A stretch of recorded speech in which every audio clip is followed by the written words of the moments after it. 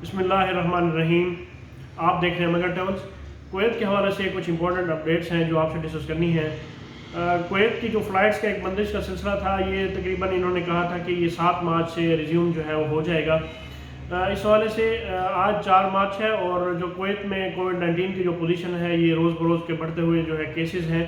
کل کی جو نیوز ہے جس میں جو کویت میں جو کیسز تھے ان کی تعداد تقریباً 1000 سے زیادہ تھی جو رپورٹ ہوئے تھے، اور اس حوالے سے جو ڈیتھ کیسز تھے ان کی تعداد 40+ تھی.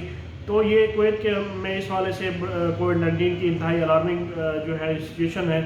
اس چیز کو مد نظر رکھتے ہوئے کویت میں آج کویت کیبنٹ کا ایک سیشن ہے جس میں کووڈ-19 کے حوالے سے کافی چیزیں ڈسکس کی جائیں گی، اور ساتھ ہی انہوں نے کہا ہے کہ اس بات پہ بھی ڈسکس کیا جائے گا کہ جن ایریاز میں کووڈ-19 کے کیسز زیادہ ہیں ان پہ کرفیو وغیرہ لاک ڈاؤن کے حوالے سے بھی کافی زیادہ ڈیسیژن کیے جائیں گے.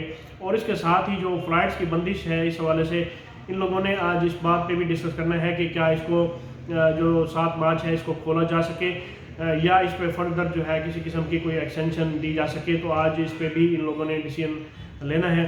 تو امید ہے کہ اللہ پاک کرم فرمائے اور جو ڈیسیژن ہے یہ بہتری کا ہی ہو، کیونکہ کووڈ-19 کی وجہ سے اور باقی فلائٹس کی بندش کی وجہ سے لوگ کافی زیادہ اس ٹائم پریشان ہیں. کام میں کینسل ہو چکے ہوئے ہیں اور کچھ لوگ تو بیرون ممالک میں ٹرانزٹ کے چکر میں پھنسے بھی ہوئے ہیں. تو امید ہے کہ کوئی اچھا ڈیسیژن ہی سامنے آئے گا. اور اس کے ساتھ ہی جو دوسری اپڈیٹ آپ سے ڈسکس کرنی ہے وہ Kuwait public authority for manpower کا ایک لیٹسٹ ڈیسیژن ہے جس میں ان لوگوں نے یہ ڈیسائیڈ کیا ہے کہ جو اقامہ کی منتقلی ہے اس حوالے سے اس کو فریلی کیا جا سکتا ہے، اور کسی قسم کی کوئی آجر کی یا کمپنی کی منظوری کی بھی اس حوالے سے ان میں ضرورت نہیں ہے. انہوں نے کہا ہے کہ فردر نوٹس تک یہ جو سلسلہ ہے اس حوالے سے یہ جاری رہے گا، اور جو آجر ہیں جو ملازم ہیں کمپنی کے وہ اگر اپنی کمپنی کو چینج کرنا چاہتے ہیں، اپنا اقامہ ٹرانسفر کرنا چاہتے ہیں تو وہ لوگ فریلی اپنا اقامہ ٹرانسفر کر سکتے ہیں. اس حوالے سے کسی قسم کی کوئی بندش کی یا کسی قسم کی کوئی رکاوٹ نہیں ہے ٹل فردر نوٹس.